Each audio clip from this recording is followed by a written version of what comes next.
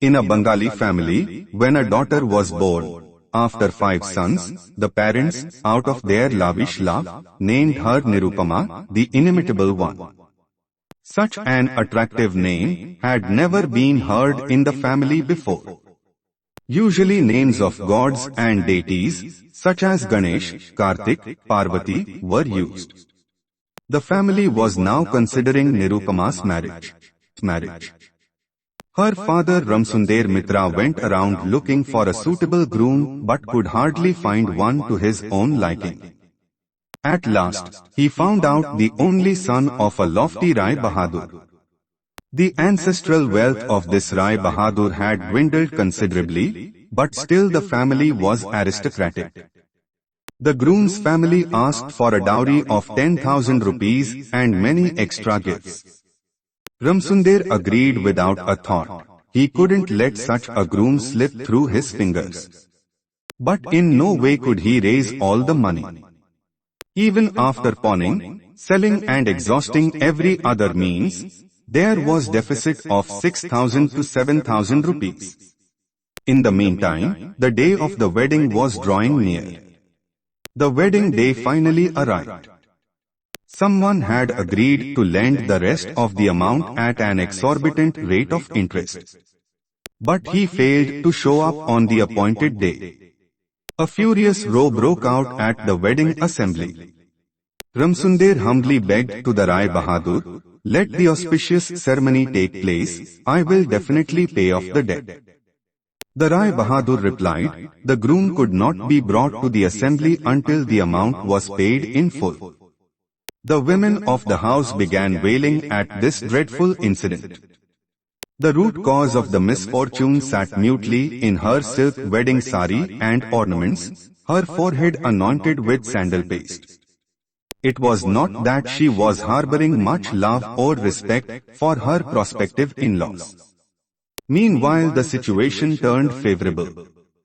The groom suddenly became defiant of his father and declared, "I know none of this haggling and transaction. I have come to marry and marry I shall." The father complained to everyone around him, "See, sir, how the boys behave these days." Some elderly men present at the hall answered, "It's because they get no moral and religious education nowadays." Seeing the poisonous fruit of modern education in his own son, the Rai Bahadur sat despondent, and the wedding was solemnized in a gloomy and cheerless fashion. As Nirupama was about to leave for her in-law's house, her father pulled her to his breast and failed to hold back his tears. "Won't they let me visit you again, father?" she asked. "Why not, my daughter? If not, I will go and fetch you," the father replied. Ramsunder went to see his daughter frequently, but he had no respect in his son-in-law's house. Even the servants looked down upon him. In a separate house away from the main living quarters, he was allowed to see his daughter for 5 minutes on some days, and on other days he was denied even that. Unable to bear such humiliation at a relative's house, Ramsunder decided that the money had to be paid somehow. But he was already tottering under the burden of his current debts, and stretched to the limit with the family expenses. To avoid meeting his creditors, he had to constantly adopt various wily strategies. In the meantime, the girl was being taunted by her in-laws at every turn. It became a daily routine for her to shed tears behind closed doors at the insults heaped at her family. In particular, her mother-in-law's grudge wouldn't abate. If someone remarked, "What a beautiful bride! Her face is soothing on the eyes," the old lady would angrily retort, "Yeek, she is very pretty. Pretty as the family she came from." Even her food and clothing were neglected. If a kind neighbor pointed out a flaw, the mother-in-law replied, "She has enough," meaning, if the father had paid full price, the daughter would get full care. Everyone behaved as if the bride had no rights in the house. She had entered it by fraud. Perhaps the father had come to know of such neglect and humiliation of his daughter. He decided to sell the house. But he kept it from his sons that he was about to make them homeless. His plan was to sell the house and then continue to live there on rent. He would manage it so tactfully that his sons would have no clue about the matter before his death. But his sons came to know. They protested and begged him not to do so. Especially the 3 elder sons who were married, and 1 or 2 even had children. Their objections grew so resolute that he had to call off selling the house. Ramsunder then started borrowing small sums of money from different sources at a high interest. The situation became such that he could no longer meet the family expenses. Nirupama understood everything by looking at her father's face. The old man's grey hair, emaciated face, and ever-cowering appearance provided testimony to the family's unbearable poverty and anxiety. When a father is guilty of a wrongful act to his daughter, how can he hide the remorse from that infraction? Whenever Ramsunder was allowed to see his daughter even for a while, one could tell from the way he laughed how heat-broken he was. Nirupama became restless to go home for a few days to console her distressed father. She could no longer bear to be away on seeing his haggard face. One day she asked Ramsunder, "Father, take me home for once." The father replied, "All right." But Ramsunder lacked the power to carry out his wish. The natural claims a father has to his daughter had to be pawned for the lack of dowry money. Even to see his daughter he had to beg meekly, and if he was denied permission on any occasion, he didn't have the face to ask a second time. But if a daughter wants to come home on her own accord, how could a father not bring her? So the insult, indignity and loss that Ramsunder had to experience to raise 3,000 rupees before he could bring the request to the attention of his daughter's father-in-law best remain unsaid here.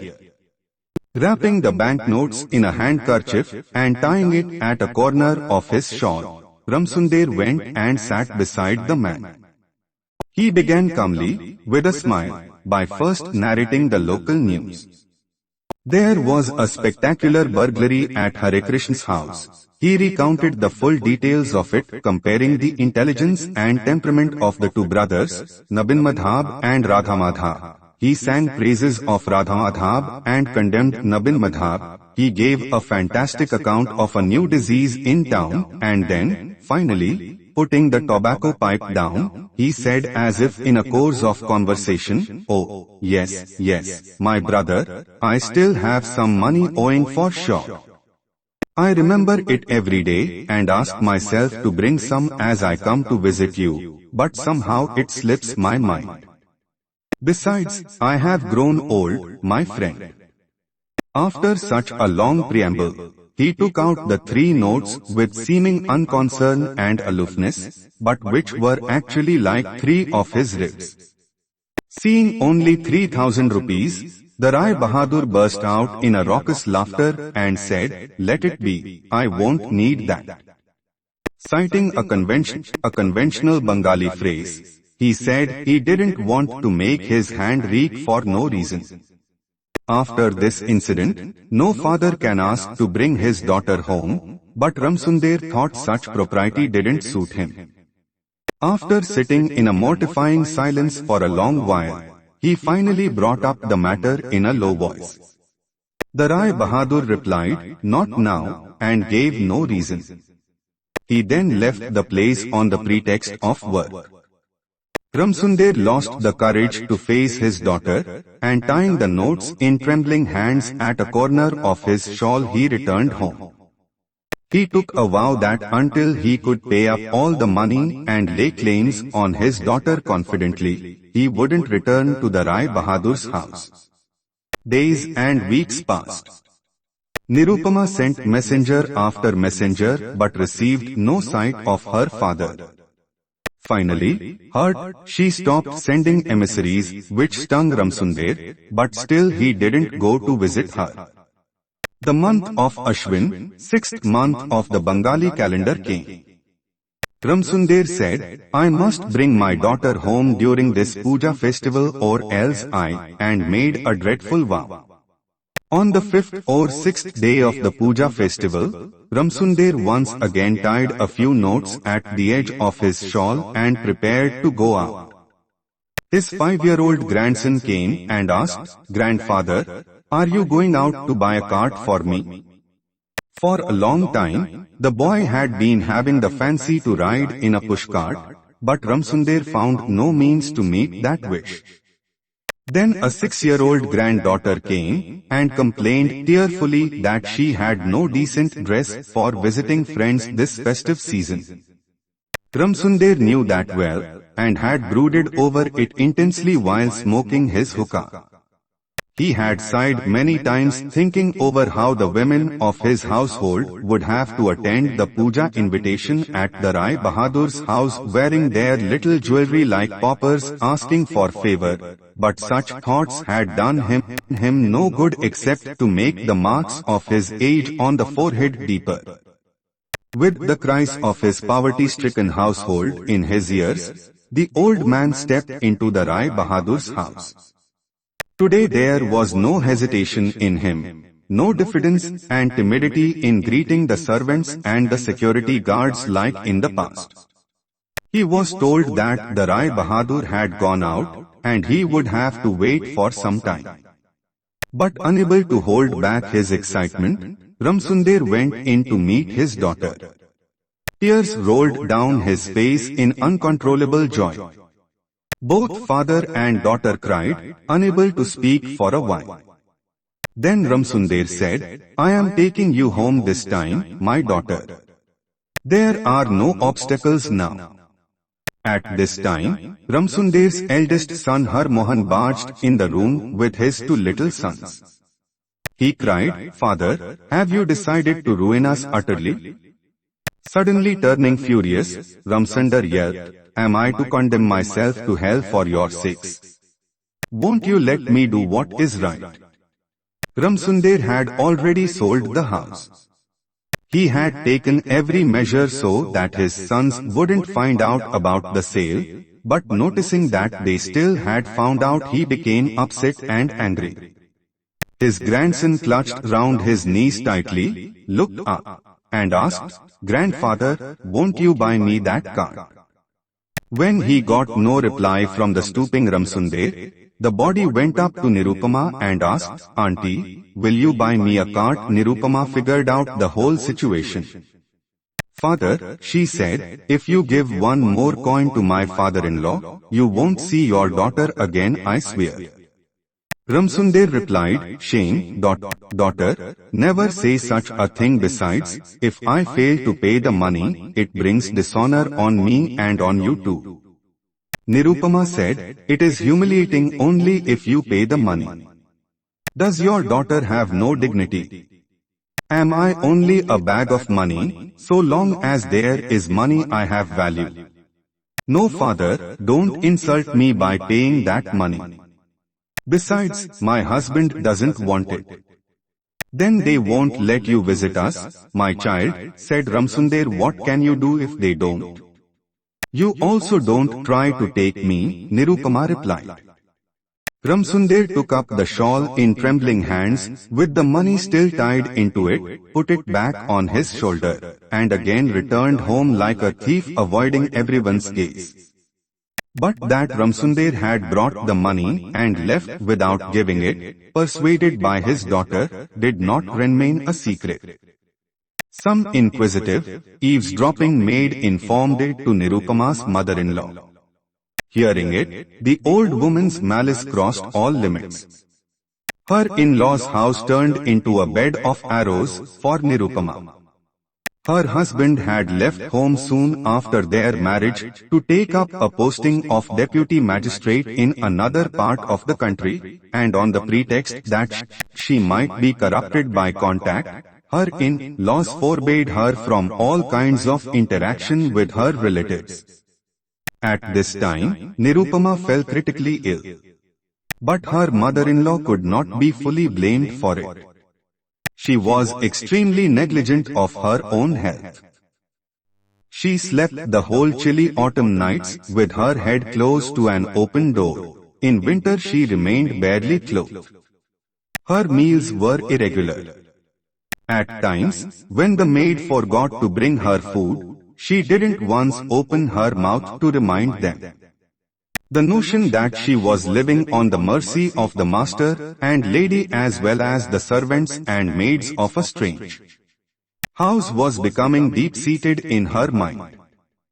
But even this attitude was unbearable for her mother-in-law. If she observed Nirupama's slight apathy towards food, she would say, "Isn't she from a noble family? Provisions of a poor household are not to her taste." Or, "Look at her, how graceful she looks. Day by day she is becoming more like a piece of burnt wood." When the illness became more severe, the mother-in-law said, "It's all a sham." At last, Nirupama pleaded to her mother-in-law, "Please allow me to see my father and my brothers just once, mother." "It's only a ploy to go to her father's house," was the old lady's reply. It might sound absurd, but the evening Nirupama started gasping for breath, she was seen by a doctor for the first time, and that also turned out to be his last visit. The eldest daughter-in-law of the household had passed away. Her funeral rites were carried out with great pomp. The Rai Chaudhuris were renowned in the district for their ceremonial immersion of the idol at the end of the puja festival. The Rai Bahadurs gained an equal fame for their spectacular cremation of the eldest daughter-in-law. Nobody had seen such a huge sandalwood funeral pyre in the region. Only the Rai Bahadurs could afford the stately funeral ceremony that followed, and it was rumored that they had run into a bit of debt as a result. While consoling Ramsunder, everyone gave long description of the pomp and grandeur of his daughter's death. Meanwhile, a letter came from the deputy magistrate, "I have made all arrangements here, please send my wife to me without delay."